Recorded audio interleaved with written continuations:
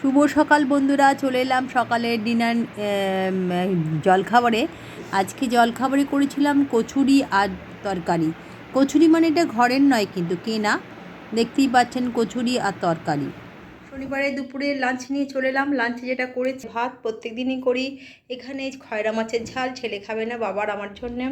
আর এটা হচ্ছে আলু দিয়ে তরকারি, আর হচ্ছে মাছের ডিমের বড়া। আজকে বেশি কিছু করি, পড়ানো ছিল, পড়িয়ে উঠে যেটুকুনি পেরেছি সেটুকুনি করেছি। চলুন, শুভ দুপুর, অনেক শুভেচ্ছা ভালোবাসা।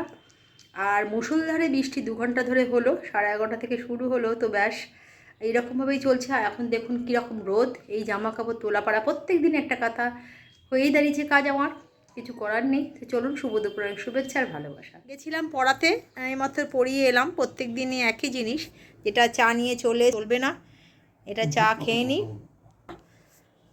আজকে গরমটা একই আছে, কোনো রকম পরিবর্তন নেই।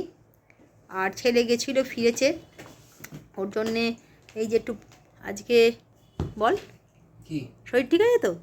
কালকে রাতে কি হয়েছিল? কালকে রাত্রে কি হয়েছে, শ্বাস আটকে গেছিল, কি একটা একটা গলায় আটকে গেছিলো। তবু গলা আটকানো কিছুই ও খায়নি, জানি না কেন, শ্বাস আটকে গেছিল। তাও তারপরে আবার আঙুল দিয়ে বমি করলো। করে ওই রাত্রিবেলা বললো মনে হচ্ছে কাঁটা আটকেছে। মাছ খায় না, কাঁটা কী করে আটকাবে? তাই বললো তো চিকেন খেয়েছিলাম, চিকেনের কুচি, সেটা তো আমার আর একটা ভয় লাগছে যে হাড় মার আটকে গেল কি না। তারপর আবার রাত্রিবেলা এবং ভাত ছিল, ভাতটাকে মাইক্রোওভেনে গরম করলাম, কারণ ডেলা পাকি 2টো ডেলা দিলাম, ঢোক গিলে খেলো, কিন্তু একটা তো অতি কষ্টে গেছে আর একটা বমি করে দিয়েছে।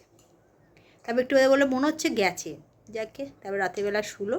সকাল থেকে বললো ঠিকঠাক আছে, মানে এক এক সময় এক একটা এমন হয় না, মানে কিছু একটা আটকে গেছিলো। তো চলুন চাটা খেয়ে নিই, পরে কথা বলছি।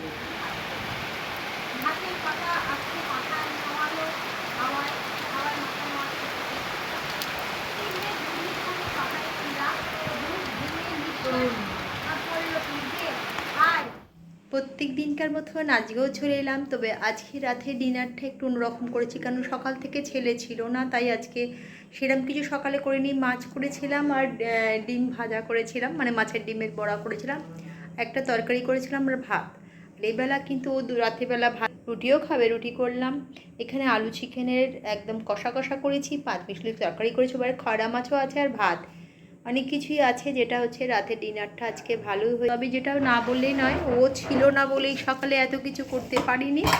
তো এইবেলা ও সমস্ত জিনিসগুলো বললো রাত্রিবেলা খাবো বলেই করে ফেললাম, কারণ সারাদিনের পর একবার খাবে যখন, সেইভাবেই করা ভালো। তবে একটা কথা না বললেই নয়, আজকাল সকালবেলা অনেক সকালে বেরিয়ে যায়, তো তাই রাত্রেবেলা খাওয়া দাওয়াটা ঠিক মতন হয়, সকালে ঠিক মতন হয় না, টিফিন দেয় সেটাই খায়। আর যেখানে ওখানে বাইরে সেটা হলে টুকটাক খেয়ে নেয়, ওর মনের মতন যদি হয় তবে। তো চলুন, আর আজকের দিনটা ভাই কেটে গেল, শনিবারটা এইভাবেই যায়। তবে সকালবেলাটা আজকে পড়াতে যাওয়া হয়েছিল সকালবেলায়। সকালবেলা প্রত্যেক দিনই শনি রবিবার পড়াতে যাই, কালকেও যেমন পড়ানো আছে সকালবেলায়। ছেলে খেলতে চলে যাবে, কালকে রবিবার সকালে চলে যাবে কলকাতায় খেলতে, বিবেকানন্দ ক্লাবে, স্পোর্টিং ক্লাবে প্র্যাকটিসে যাবে। আর ও বেরিয়ে যাওয়ার পরে আমিও বেরিয়ে পড়বো, কারণ পড়ানো আছে। পড়িয়ে এসে যারা টেকনো ইন্ডিয়ায় বা অ্যাবটে পড়ে তাদের বাংলা আর হিন্দিটা তো আমি দেখি, তো ওইগুলো পড়াতে যাবো উঁচু ক্লাসে, 8-9-এর টেকনো ইন্ডিয়া আর অ্যাবট। তো ওদের পড়াতে হবে, পড়িয়ে ফিরে এসেই ও রান্নাটা করব।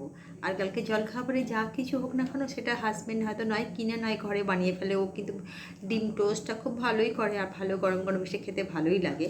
রবিবারে ছুটি থাকলেও একটা দিনও করে, আর আমি আমার মতন করার চেষ্টা করি। আর আমি একটু রান্না করতে ভালোবাসি, শত কষ্ট হলেও ছেলেটার জন্য, ওর বাবার জন্য যেটুকুনি করার করি।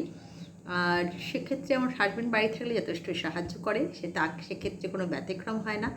আর সাহায্য একে অপরকে না করলে এগোনো যায়। তো আর বেশি কথা বাড়াচ্ছি না, অনেক গল্প করলাম, আপনাদের সামনে এলে একটুখানি কথা বলা হয়ে যায়।